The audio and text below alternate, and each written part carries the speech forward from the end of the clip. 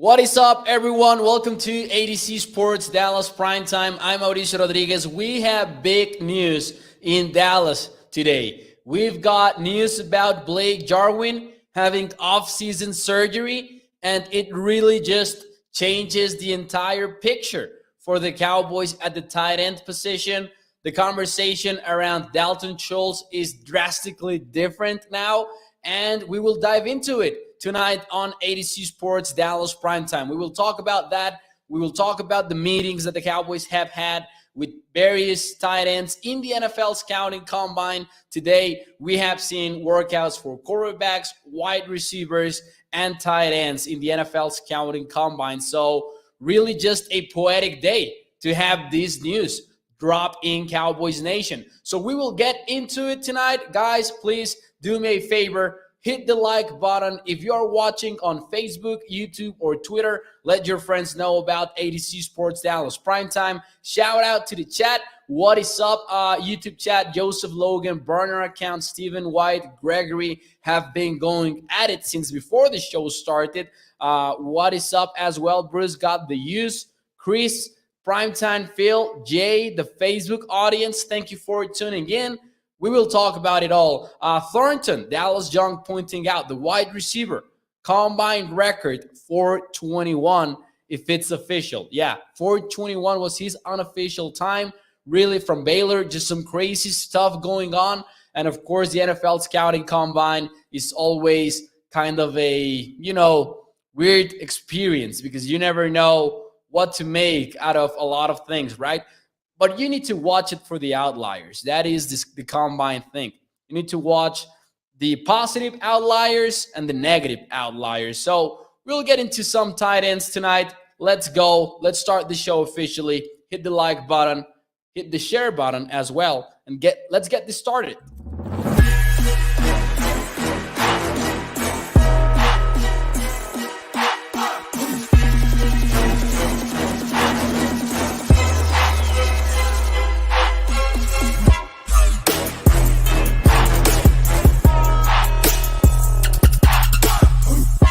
What is up, everyone? Welcome to ADC Sports Dallas Primetime. I'm Mauricio Rodríguez, streaming with you live every Sunday through Thursday night at 8 p.m. Central here on Dallas On Demand Sports Talk Network with a lot more content coming your way throughout the entire offseason.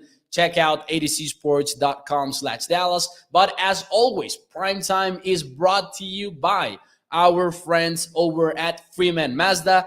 We will talk more about them later on the show and their special Freeman prices, so stay tuned for that. But tonight, we need to talk about the Blake Jarwin news that dropped by Dallas Morning News and really just some unexpected news out of the tight end position.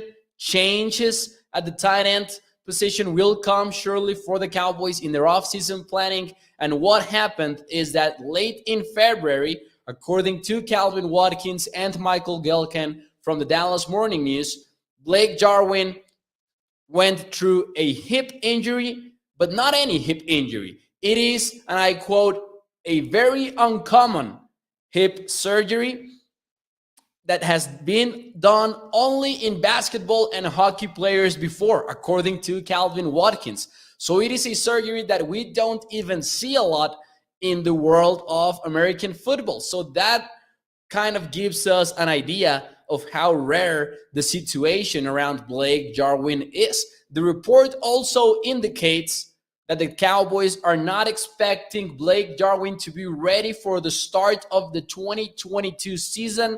And even though they have faith that Jarwin will rehab and will be back at some point, you got to ask yourself, and this is the moment in which I dropped the question right off the bat here in the chat real quick.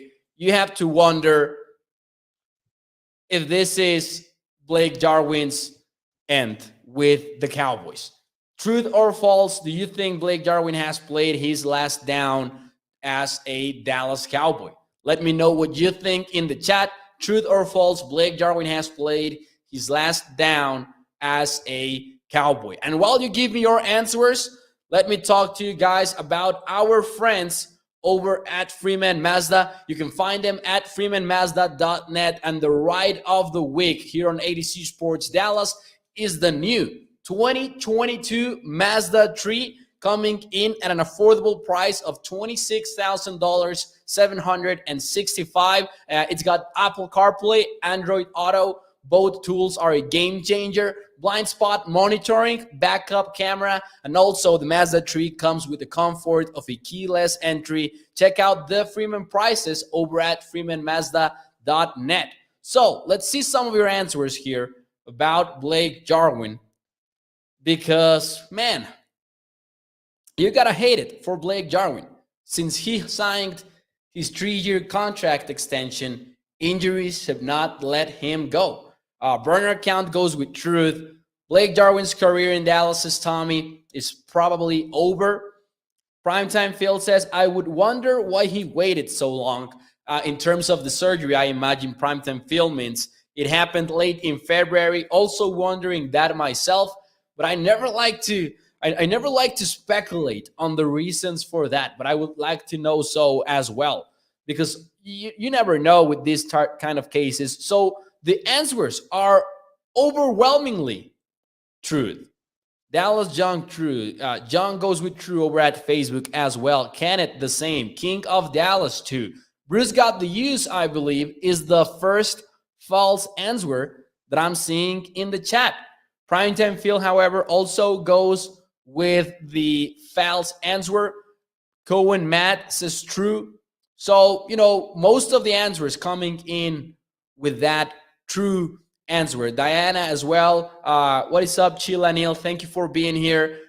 Let's see. I do, says Omer, and I think they re-signed Dalton Schultz, and we need to talk about that as well. But yeah, unfortunate for Blake Jarwin. We thought that he was going to be able to develop into this receiving threat for the Dallas Cowboys, because if you think about it, we've never seen what Dalton Schultz looked like as a full-time starter, because he was going to be so in 2020, suffered an injury. Dalton Schultz took over, and he never let go of that starting role. But now the Cowboys are thin at the tight end position because they only have Sean McKeon, and I think Ian Bunting as well, who is a non-factor in my opinion, because it's not like Ian Bunting is going to fight for a starting role in the Cowboys. Those are the only two healthy tight ends on the roster right now for the Cowboys, because that Dalton Schultz is set to become a free agent, and we'll talk about if that will happen or not. Things have changed, of course, for the Dalton Schultz conversation, but also you need to talk about the draft, and we'll get into that. But right now, the state of the Cowboys, it is a thin room over at the tight end position. So now the question is how things have changed with Dalton Schultz, because now everyone seems to be on the same page that the ideal situation would be to have Dalton Schultz back on the roster. There's going to be some arguments against it. Burner account, for example, says, I still would let Schultz walk. Causation does not mean correlation. Address in the draft and free agency. But also, you want to get to the draft with as few needs as possible. So if you don't address this in free agency, you're going to be on an awkward spot when it comes time to draft players late in April. The Cowboys have been talking to some tight end prospects. We'll get to that as well later in tonight's show. But you need to decide, and I would say that the Cowboys would be smart to find a way to re-sign Dalton Schultz. Forget about the tag only. So the question about that is, should the Cowboys tag or extend Dalton Schultz? Burner account says, Mo, that is what a competent front office would do, but this is Dallas, man. This is Dallas. Yeah, that is accurate. Like, if the Cowboys do not lock Dalton Schultz for 2022, you simply do not know if they will do so at all in free agency. You're just betting on them to get to the draft and get their guy in the middle rounds too, because it's not like the Cowboys are going to use their 24th overall pick at the tight end position, or at least I would say that would be a surprise. Now, we've been talking about the franchise tag, which is projected to be $10.8 million. So let's call it an $11 million franchise tag for the Cowboys, but that it really doesn't offer you any kind of flexibility because it's guaranteed money, and the Cowboys are going, like Blake Jarwin is going to take $11 million of the salary cap, whatever happens, if he is tagged. However, if you find a way to maybe reach a long-term extension, then you can play with the cap numbers and all of that. You can use the signing bonus, so on and so forth. But now Dalton Schultz has a certain leverage in this discussion, because now he knows that the Cowboys cannot play the Blake Jarwin card.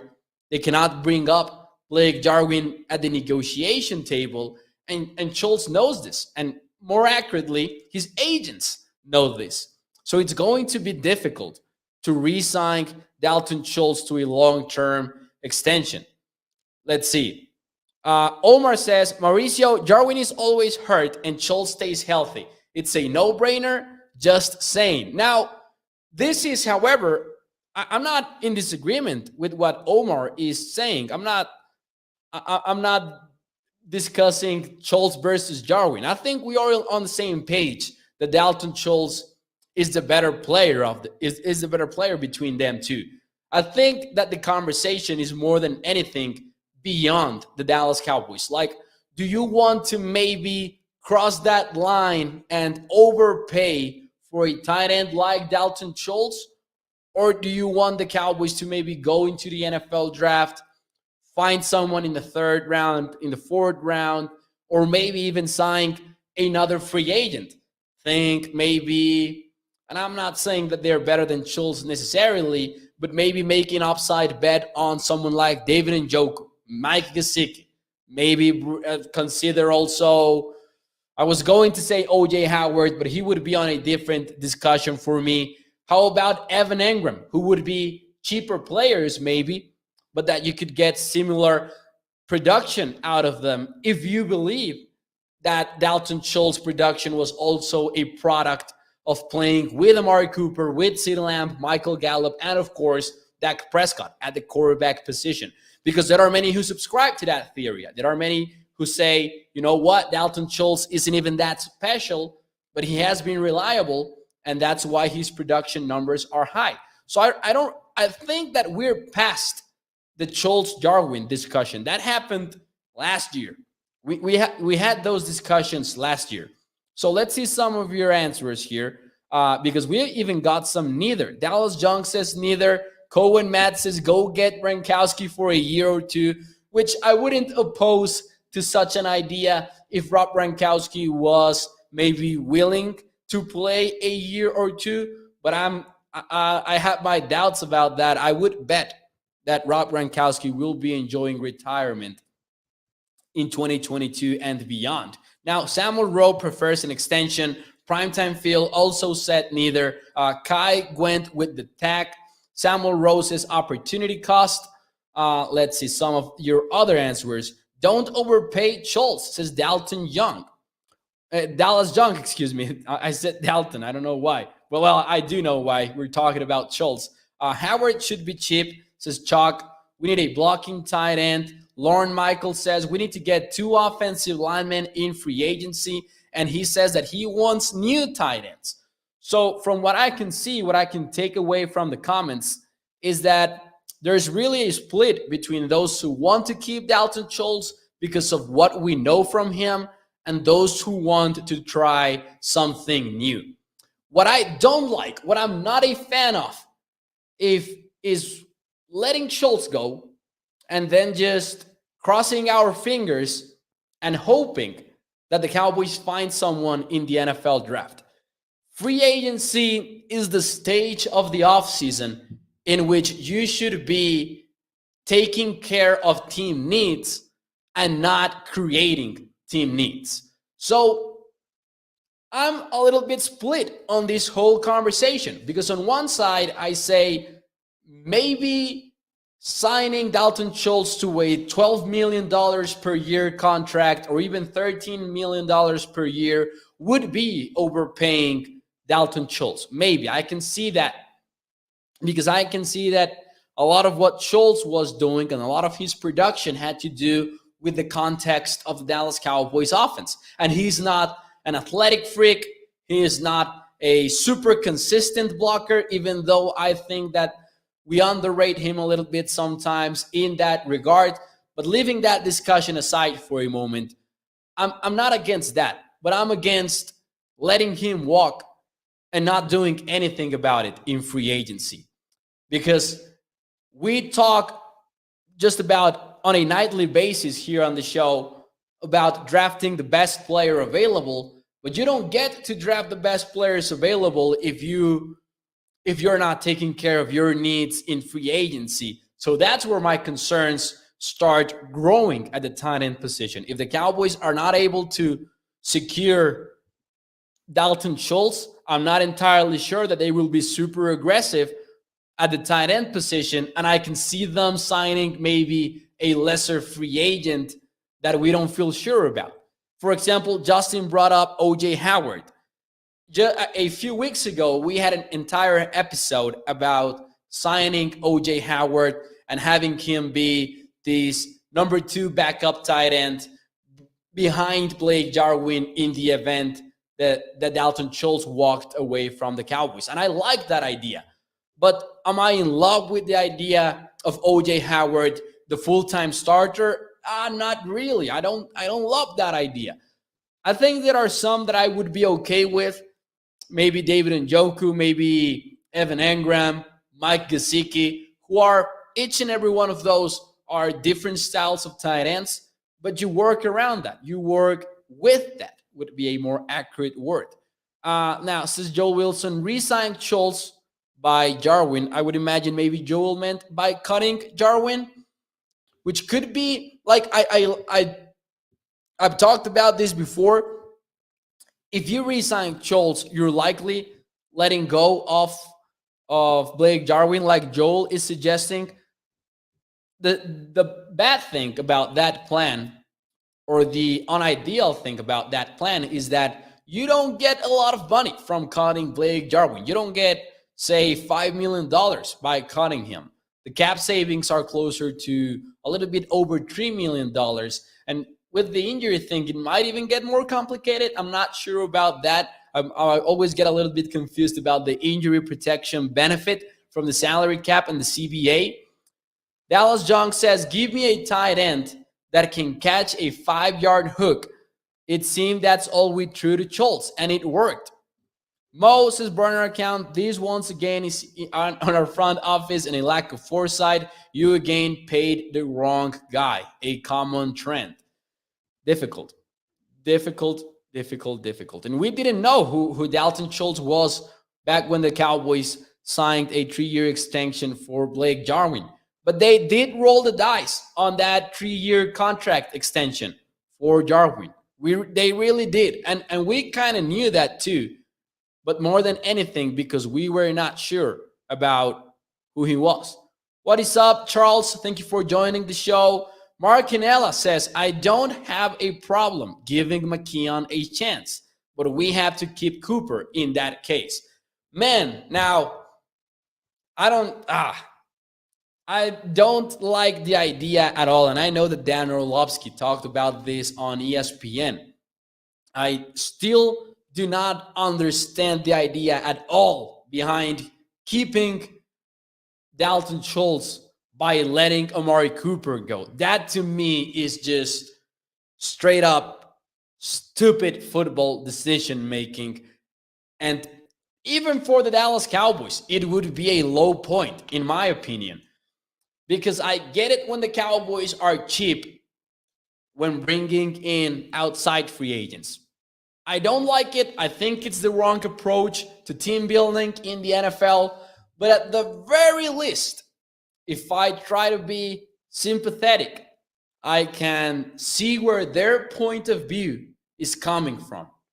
But I never understand the idea that you free up $16 million in cap space by cutting or trading Amari Cooper, while you can open $12 million in cap space by restructuring Amari Cooper. And I hate the idea that this is a big conversation this offseason. I don't like Michael Phillips just asked in the Facebook chat, why do the Cowboys want Cooper gone?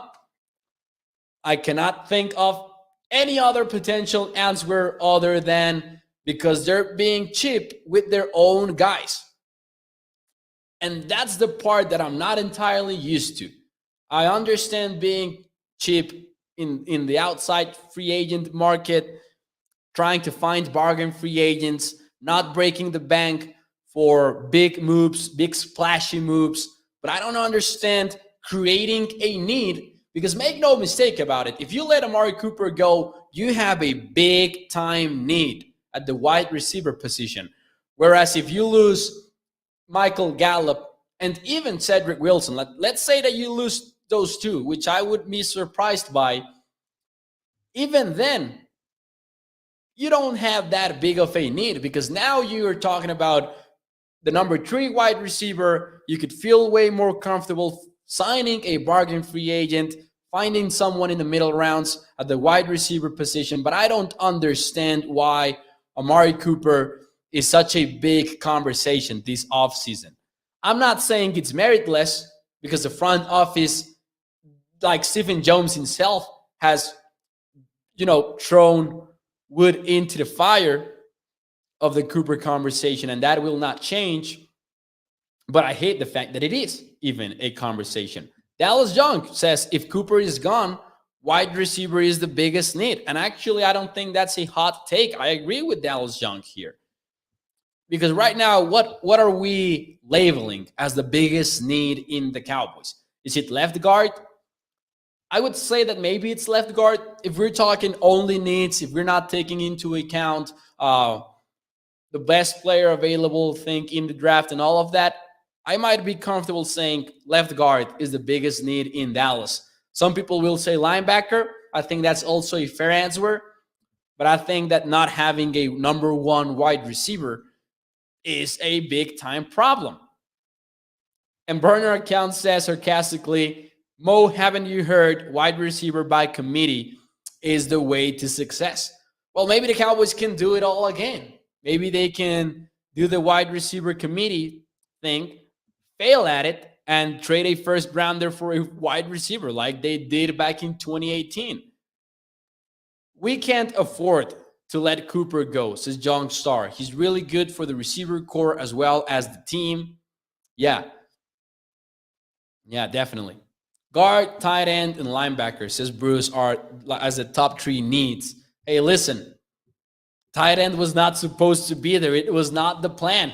Because even if the Cowboys had the Cowboys lost Dalton Schultz, but assuming that they had Blake Jarwin, it wouldn't be that big of a deal. Like, maybe we would feel comfortable about the tight ends with Jarwin available. But without him, it's even more complicated. Now, the question for you guys is, from 1 to 10.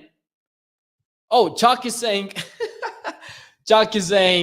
tell Burner Account to shut up. White out by committee didn't work before Cooper, says Chuck. But no, he was being sarcastic, Chuck. Don't worry, Burner Account is good. He was being sarcastic about the whole thing. It wasn't his true take. Caught in the crossfire there, Barner. Can't forget about defensive tackles, says Bruce also. But man, we were not supposed to be talking about tight end so much, and we will.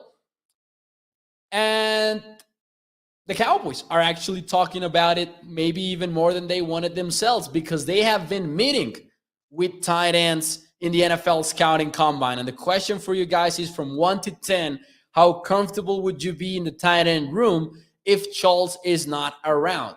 Like, if the Cowboys straight up lose Dalton Schultz in free agency, from 1 to 10, how comfortable would you be in having Sean McKeon and Ian Bunting as your healthy tight ends, and crossing your fingers to find someone in free agency end in the NFL draft. The Cowboys have been meeting with several tight ends. Cole Patterson put together a list of a few of them. Kate Otton from Washington, Isaiah Likely from Coastal Carolina, Calcaterra from SMU. Of course, also Jalen Wydermyer from Texas A&M. And these guys, for example, like 3 of the names that I just mentioned are in the top 6 of Dane Brugler's positional rankings. Dane Brugler has Otton from Washington as his number 5 tight end, Isaiah Likely from Coastal Carolina as his number 4, from Texas A&M, Jalen Wydermyer as his number 6. So you're getting some solid tight ends in day 2 of the NFL draft if the Cowboys decide to take that route. So maybe we get some high numbers here in the chat, and we are. King says 1, which is like the lowest core maybe right now. Michael Phillips at Facebook says 7. Charles goes with the 7. Gregory with the 3. Cannonball with the 8. Oh, I'm seeing a lot of 7s and 8s, and I'm actually surprised by that. Stephen White goes with a 6. Woo-wee. Dallas Young with a 6.5. Kenneth Fraser 4. Cohen Matt goes with a 5. Man, I'm seeing some surprising answers. I'm not going to lie. Like, I was going to say 4. I was not going to go above 5 because I like some of these tight end prospects. Like, I can see the Cowboys drafting Kate Otton maybe in day 2 of the NFL draft, or Wydermyer, Isaiah Likely, one of these guys, and I could feel comfortable with them if they're drafted. But I'm not super comfortable with the uncertainty of it. Like, if the Cowboys do not stick with Dalton Schultz, I just don't know. I just don't know if the Cowboys will find their guy in April. Young Star says 2. Yeah, I've been surprised by some of the high answers here. 7/8 is Primetime Phil. Mark Canella says it's because Sean McKeon is in that room, Mo. Yeah, some people trust in Sean McKeon a lot. And I'm not against Sean McKeon. I just don't feel that comfortable as I would with a guy like Dalton Schultz or Blake Jarwin. Now, to be fair, we weren't so sure. We were not so sure about Dalton Schultz when we were in the midst of 2020. Lumen says 4.9. Ooh, I hate the situation going on for the Cowboys. And you got to hate it for Blake Jarwin as well. You got to hate it for him. He's been on a bad streak of injuries lately, and we might have seen his last as a Dallas Cowboy football player. Stephen White says horse to water. 4 would be my highest, honestly, says Kenneth Fraser. Let's see. We had a question over here. Lauren Michael says, do you think Ezekiel can go 17 games healthy? I say draft a running back to help the core get through those long 17 games. Zeke, Pollard, and Kenneth Walker III. Super Bowl, says Lauren Michael. Well, I would bet that Ezekiel Elliott can go 17 games healthy. I would bet on that. But I'm not sure about a number 3 running back because the Cowboys refuse to use their number 2 running back. So maybe we're pessimistic like that when it comes to the running back position. But hey, if the Cowboys are going to use them, hey, why not? Let's draft in late round running back. However, I'm more concerned about them getting snaps to their number 2 guy. Let's see. David Njoku is good, says Chuck. Yeah, I wouldn't mind David Njoku. I understand that he has not been the player that maybe we wanted him to be when he got out of the Miami University. However, I think the traits are still there, and I think that we have seen flashes of his potential throughout his career. And maybe a lack of production has to do with so many things that have happened with the Cleveland Browns during his career there. It's Cleveland, after all. I wouldn't mind Njoku at all. And I was looking at his market value projection at spotrack.com, and it was something like a little bit over $6 million, like 6.7, 6.5, something like that. And his market value projection was actually quite in line with Evan Engram's market value projection and Mike Gesicki's market value projection. Like if you look at OJ Howard's, though, it's way lower. Like it's $2.7 million in market value. According to Spot Rack's number, I would definitely be all in for David Njoku. I like Blake, says Charles, but that hip is no joke. Man, I don't want to even speculate about what the surgery was, but I'm blown away by the fact that they literally said that this is a very uncommon surgery that has not been done on a football player. It has been done on basketball players and hockey players. Now, interestingly enough, as serious as it seems, and even though the Cowboys are not expecting Blake Jarwin to be ready to go at the start of 2022, interestingly enough, Calvin Watkins added in his report that, and I quote, sources also indicate the team is confident in Blake Jarwin's ability to rehab from surgery. So then there is this entire conversation. So before we leave tonight, all right, we are reacting right now. We are reacting to the news. We are figuring out that, hey, the strategy will likely change for the Cowboys at tight end. Dalton Schultz is definitely more likely to return in 2022 now that we know this. We are reacting like that, but also how strong is that confidence and how late would the Cowboys be expecting Blake Jarwin? Because if maybe they would be expecting him back in week 2, even if it would be foolish to bet on a player who is not preparing himself throughout the offseason and all of that, maybe the Cowboys really decide to roll the dice. And maybe they don't stick with Dalton Schultz, and maybe they draft someone late in the draft, and then Blake Jarwin is back, say, week 3 or something like that. But it would be foolish to make such a bet. But you cannot rule anything out. Burner account says, didn't Bo Jackson have a similar hip injury as Jarwin? So I'm not a doctor, so I really don't know about the technicalities of the medical world. I'm the kind of guy that tunes out when he goes to the doctor, and when we get to the part of them explaining to you what is it that you have and why they're giving you each medicine, I tune out and I just take whatever they give me. That's my approach to the medical side of things. However, I do know that the Bo Jackson hip injury was different because people also wanted to compare Tua's injury when he was in Alabama, the hip injury, with Bo's. And it was different because I don't remember the specific thing that I'm trying to say. But Bo Jackson's issue was bigger because he wasn't treated right away. So I think there was even some internal bleeding, if I'm not mistaken. I don't want you to take my word for it because I'm not entirely sure about this, but I do know that Bo Jackson's injury was not acted on right away. So that was a huge part of the problems and a huge part of why his tremendous, historic, legendary, GOAT two-sport athlete career came to an end. That's my take. Like, forget about a lot of these two-sport athletes that they want to peg as the GOAT. Bo Jackson is it. So that was part of the issues with Bo Jackson. So I wouldn't say that we should be comparing those two. Primetime Phil says, with the money that we could spend for Schultz, one tight end, we can bring back both Kears and Hooker for safety spots.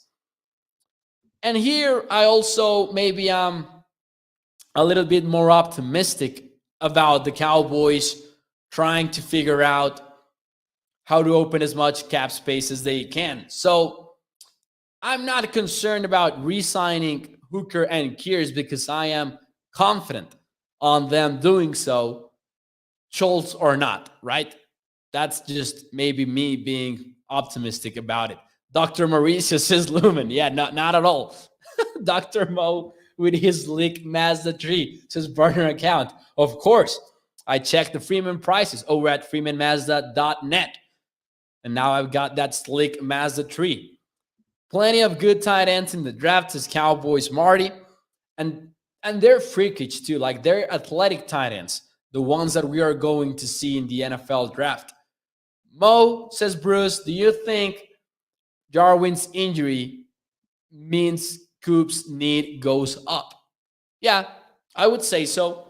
I would say so because you're running out of options, right? And now it's going to be an intense week because March 8th is the final date for the tag. So we will know soon about Dalton Schultz status. I do think that if he gets to free agency, if the Cowboys do not tag Dalton Schultz and he gets to free agency and he tries the open market, I would assume that he's gone. I will be pessimistic about that. I will be pessimistic about that because I think that there are a lot of teams that will be willing to just throw him the bag and get him. By the way, Moses burner account, how was the Batman? Spoiler free for Dallas Junk and everyone who has not seen it. I did like it a lot. I'm a huge Batman fan though, so I'm biased. I will say that, but I did love it. I loved the movie. Watched it last night, and I highly recommend it. But this is a spoiler-free zone, so don't worry. I'm the most anti-spoiler person that you can ever meet. By the way, I don't even watch the trailers for the movies that I highly anticipate. Like, I saw the trailer number 1 for the Batman, and then I tuned out of the rest of them because I said, you know what, saw enough. Don't need. I'm sold. Don't need to watch any more of those. So don't worry about me spoiling anything ever. Do you think a new offensive coordinator, says Cohen Matt, would change Dak's game? I will change the word here because Cohen Matt used will, but I will use would because Kellen Moore is going to stay as a Cowboys offensive coordinator. Definitely would change Dak's game. I don't know if for the better or worse. We would need to get into the conversation of who is this new offensive coordinator for sure. But I do think that Kellen Moore has also been good at some areas for Dak Prescott's development, at least from an intellectual standpoint, I would say. I do think that they have had that cool relationship going on. But a new offensive coordinator would definitely change Dak Prescott's game because he would be asking him for different things. I'm holding out hope on Kellen Moore to this date. I'm holding out hope that he figures out the game planning and the play calling because I like the play designs. We have seen parts of Kellen Moore's genius. We need him to put it together to get to the next level. And sometimes it happens. Sometimes it doesn't, but sometimes it happens. We just saw an opposite version of it with Dan Quinn. Ended up renovating his defense. And we saw the results in 2021. And we were not hoping for that at all. He went from being a cover 3 kind of coach, zone coverage kind of coach, to being a man-to-man defensive guy, which is what the Cowboys did in 2021. So I'm crossing my fingers and hoping that Kellen Moore can take a similar leap and re-innovation to his own style. Spoil it for Stephen Jones' Moses burner account. I will try to get his phone number and just spoil him one-on-one. Thanks for the offseason content, Dallas Young. Oh, thank you. I appreciate it. We will be here all offseason long, even when we are in May, June, and I will tell you the truth, maybe in those months we will be struggling for content, but we will do our best to keep you entertained and informed about your Dallas Cowboys. Anyways, guys, that will be it for me tonight. You can check out adcsports.com/Dallas for way more Cowboys content, including a write-up from Matthew Lennox on Sky Moore, who had a good day today at the NFL Scouting Combine. Sky Moore has been tied to the Cowboys by a lot of people already. So get ready to hear a lot about Sky Moore in the following days. Also, a report from the Scouting Combine offering a new update on Michael Gallup. You can check all of that and more over at adcsports.com/Dallas. I will tell you something just between us, just between those of you who stayed until the end of the show. I like that we are getting out steady content on adcsports.com. Every day, multiple articles are published. And these are in-depth articles, so I like that. So check it out. Check the website out. And hey, this was Primetime brought to you by our friends over at freemanmazda.net. Check their website out to see their Freeman prices for new and used vehicles, including the new 2022 Mazda 3. I will see you guys. Smash the like button for me. Share the show. I will see you Sunday night. Have a great weekend. It's Thursday already. Oh my God. I will see you on Sunday night, and this is the final show of the week, so see you Sunday. Thank you to Kenneth for your comment, Gregory. I really appreciate the support, and hey, this is just the beginning here on ADC Sports, so I'm excited about the future. See you guys.